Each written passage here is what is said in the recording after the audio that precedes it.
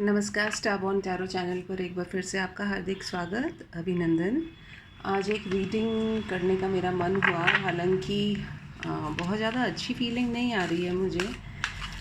थोड़ा बहुत tired feel कर रही हूँ, साथ ही साथ हैवी सी एनर्जी फील हो रही है, बट समहाउ मुझे ये भी लगा कि मुझे ये रीडिंग करनी चाहिए। सो ये रीडिंग लेकर के आई हूँ आप लोगों के लिए। जो भी मैसेजेस होंगे, जो भी चैनल होंगे मैसेज, वो आपके पास मैं जैसे जैसे आएंगे वैसे वैसे बताती रहूँगी। देख लेते हैं क्या मैसेज निकल के आ रहे हैं, क्या ऐसा है जो मेरे व्यूअर्स को जानना इस समय बहुत ही ज़रूरी है। जैसा स्पिरिट गाइड्स कहेंगे, जैसे यूनिवर्स की मर्ज़ी, कुछ ऐसे मैसेज या क्या चीज़ मुझे आपकी नॉलेज में लेकर के आना बहुत अभी आवश्यक है, जिसके लिए मुझे ये रीडिंग करनी पड़ रही है। So let's see. Archangel Michael, dear spirit guides, universe, please give me clear guided messages for my viewers that are in their highest good. मेरे viewers के लिए कौन से ऐसे messages जो हैं अभी जानने बहुत ज़्यादा आवश्यक हो गए हैं, जो उनकी बेहतरी के लिए हों। आप अपनी फ्री विल से देख सकते हैं इस रीडिंग को। यदि आपको इसमें मैसेजेस रेजोनेट नहीं होते हैं तो आप कोई और रीडिंग भी देख सकते हैं, और ये सभी सन साइंस के लिए है, सभी जेंडर्स के लिए है।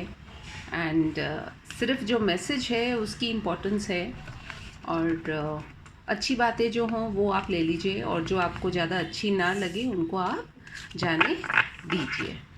ऑलराइट, लास्ट शफल कर रही हूँ। The first card that we have is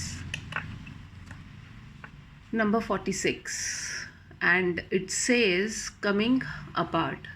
कुछ ना कुछ ऐसा है जो कि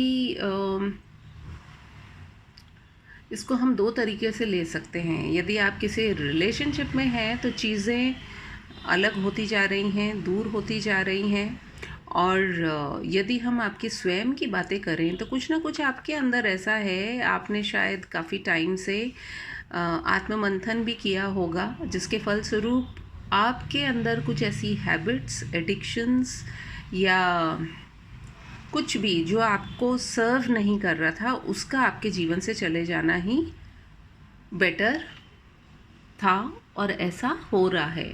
you can see the number 46। आप में से बहुत से लोगों की age could be around 46 also, and कहीं ना कहीं आपके जीवन में एक कंप्लीशन को भी दिखा रहा है ये कार्ड। तो ये जो शुरुआत हुई है आपकी रीडिंग से, वो यही दिखा रहा है कि ये जो चेहरे हैं, एक चेहरे पे दूसरा चेहरा, तो ये अगर आपका नेचर इस तरीके का था कि दिखाते कुछ हैं करते कुछ हैं, तो वो अब नहीं हो पाएगा।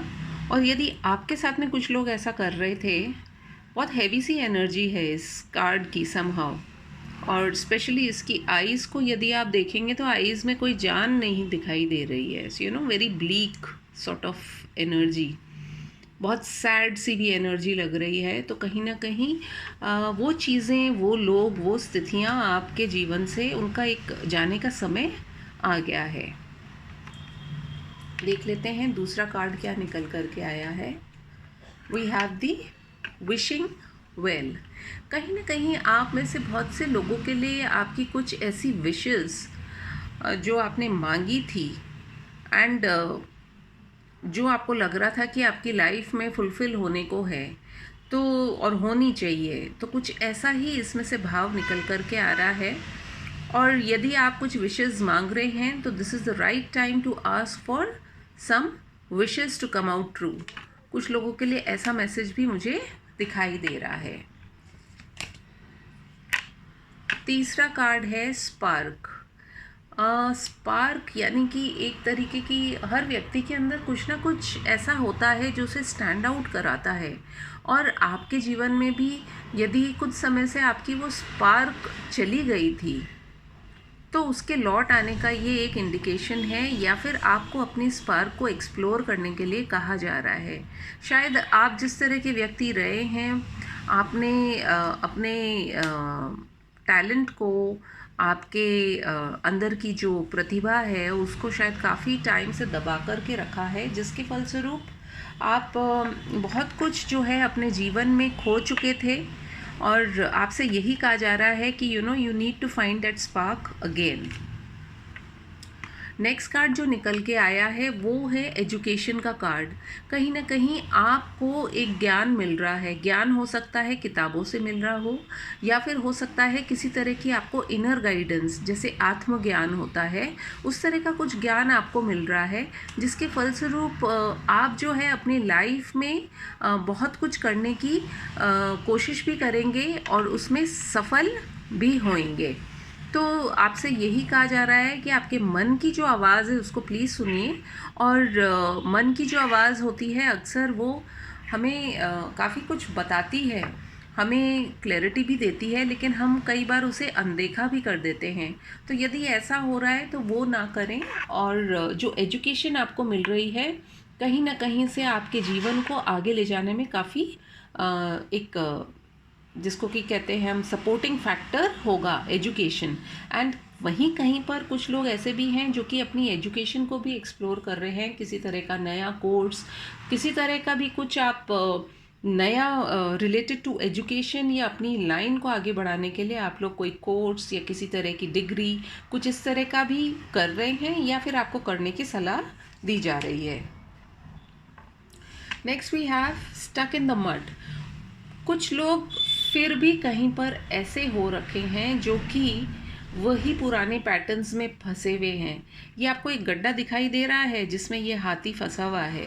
हाथी एक बहुत ही स्ट्रॉन्ग एनिमल है, एंड उसके पास वो सारी विजडम भी है, नॉलेज भी है, लेकिन कई बार होता है ना कि हम फंस जाते हैं किसी चीज़ में, किसी पुरानी पैटर्न में, किसी तरह का आसपास के हमारे ऐसा ताना बाना होता है जिससे हम निकल नहीं पाते हैं। तो आपसे यही कहा जा रहा है कि आप इतने सक्षम होते हुए don't remain stuck in the mud. And it could also भी, कई बार हमारे थॉट्स भी ऐसे होते हैं, हम पॉजिटिव होते होते फिर नेगेटिव हो जाते हैं, तो you need to come out of that. And then we have the compass. 50 number का ये कार्ड आया है, एंड मुझे ऐसा लगता है कि आप में से बहुत से लोग ऐसे हैं जो कि शायद अपना डायरेक्शन भूल गए हैं। It could be basically because of certain things that happened around you. कुछ इस तरह की चीज़ें थी आपके आसपास जिसकी वजह से आप अपने डायरेक्शन को, अपनी मंजिल को, अपनी जर्नी को भूल गए थे। Now that journey can be anything. हो सकता है कि आप एक बहुत अच्छे एजुकेशन से रिलेटेड फील्ड में कुछ कर रहे थे, लेकिन आप स्टक रह गए हैं, या आप में किसी तरह का कुछ टैलेंट है, और उस टैलेंट के लिए आपको समय समय पर जो है आपके स्पिरिट गाइड्स जो हैं, यहाँ पे तरह तरह के एनिमल्स एंड बर्ड्स आए हैं जो मैं समझती हूँ बहुत ही खूबसूरत है। आपको यदि बटरफ्लाइज भी दिखाई दे रहे हैं अपने आसपास, and maybe you are seeing birds also, different तरह के एलिफेंट्स भी दिख रहे हैं, या फिर आप हो सकता है कि बहुत ज़्यादा जो हम कहते हैं कि जीपीएस को फॉलो करते हैं, तो आप अपने जीपीएस को फॉलो कीजिए, और you need to take the direction जो कि आपने अपने लाइफ में सोच करके रखा था, बट कहीं ना कहीं आप भटक गए थे। आपकी जो रीडिंग शुरू हुई थी वो 46 नंबर से शुरू हुई और 50 पर जाकर के एंड हुई है। मुझे कहीं ना कहीं ऐसा लगता है आप में से बहुत से लोग ऐसे हैं जो बिटवीन द एज ऑफ 24 से लेकर के 50 तक की एज के लोग हैं जो इस रीडिंग को देख रहे हैं, जिनके ऊपर ये एप्लीकेबल होगा। सन साइंस बताने में मैं इंटरेस्टेड नहीं हूँ, बिकॉज़ यहाँ पर मैं मैसेजेस की बात करना चाह रही थी। एज का एक नंबर निकल करके आया है, इसलिए मुझे लगता है आप में से बहुत से लोग 24 के भी हो सकते हैं, 34 हो सकते हैं, 35 हो सकते हैं, 46, 48 एंड 50, ये आपका एज ग्रुप हो सकता है। यदि ऐसा है तो अभी भी देर नहीं हुई है, बिकॉज आपके पास एक खूबसूरत सा जो कार्ड नीचे निकल करके आया है, that is number 14, ride the wave. कई बार होता है, और जो डॉल्फिन्स होती हैं ये हारमोनी की बात करती हैं, बैलेंस की बात करती हैं, और इसके नंबर को आप देखेंगे तो अगेन इट्स अ 5 नंबर।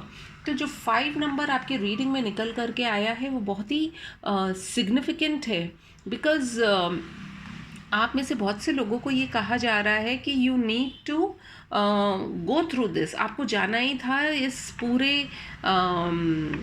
हल्ले गुल्ले में से, क्योंकि आपको अपने आप को समझना था।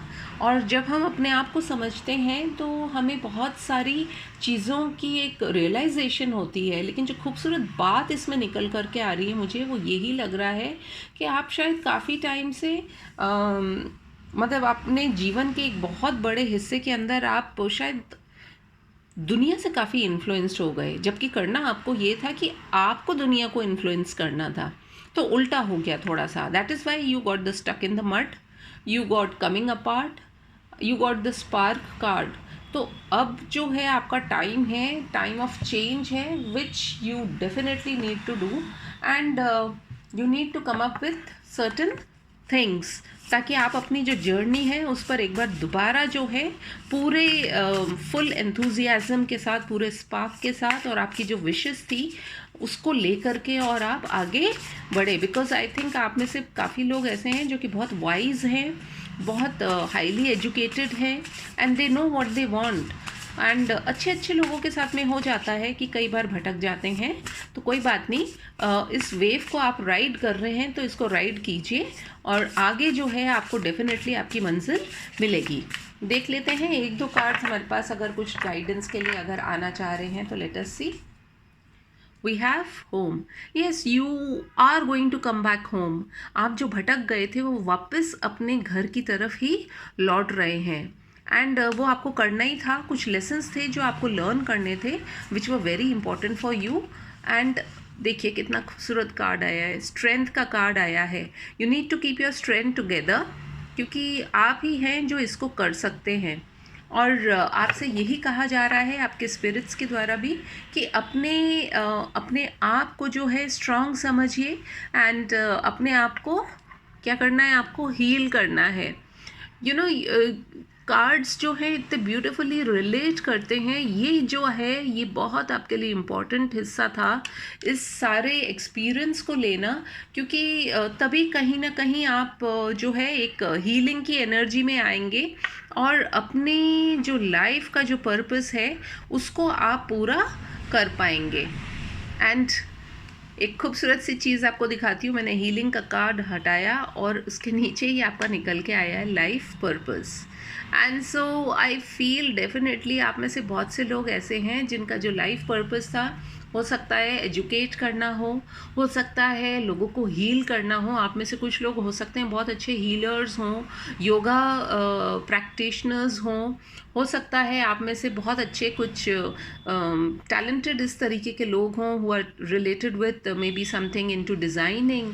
हो सकता है आप जो है कुछ इस तरह के हैं, बड़े ग्लैमरस टाइप ऑफ लोग हैं जिनको ट्रैवल भी करने का शौक़ है।